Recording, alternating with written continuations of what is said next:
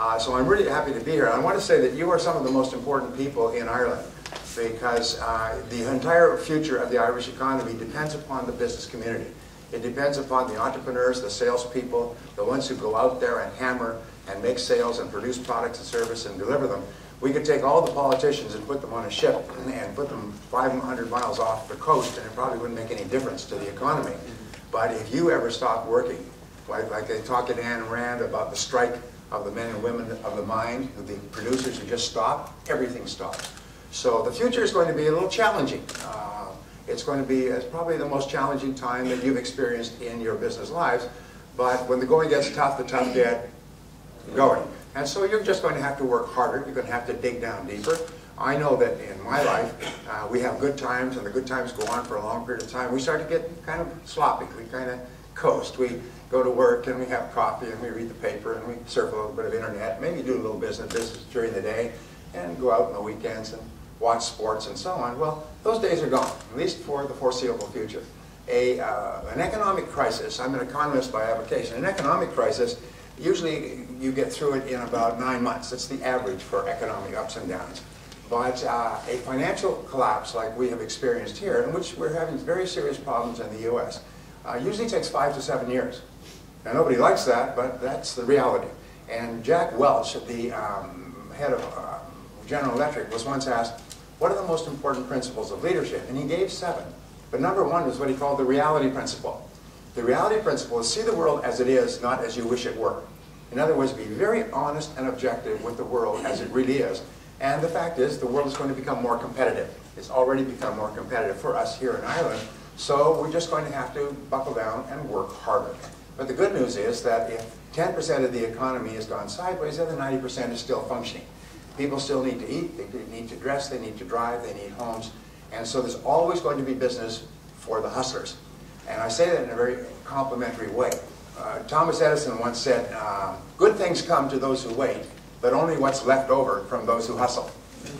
And so you and I are just going to have to hustle. And what I do is I say, all right, if times are tough, then what we do is we buckle down and we work harder. Start a little earlier, work a little harder, stay a little later, hammer away, dig into the depths of our creative abilities, find solutions. If we don't like the way things are going, change them, and so on. You're going to have to be quick on your feet. And one of the, I'm just trying to think, there's so many ideas that I can give you. Let's just stay with sales and marketing. I think that sales and marketing are the jelly in the jelly donut of business. It's really the core. We say nothing happens until a sale takes place. And so your job and my job is to make sales take place. And when I started off my career, I started off quite humbly. My family never had any money. We were always broke. Our family theme song was, I can't afford it. We can't afford it. We can't afford it. Sung in every chord and bar. I think you may have grown up with the same theme song. And so when I started off, I didn't graduate from high school, and the only thing I could do was laboring jobs. And I worked at laboring jobs. I worked digging ditches, washing dishes in the back of small hotels. I worked on farms. When I was 23 years old, I was an itinerant farm laborer. I was working on the farm during the harvest. I was sleeping in the barn at night, getting up when it was pitch black, eating breakfast with the farmer's family, and then getting out into the fields by first light so we could get the crops in before the first frost.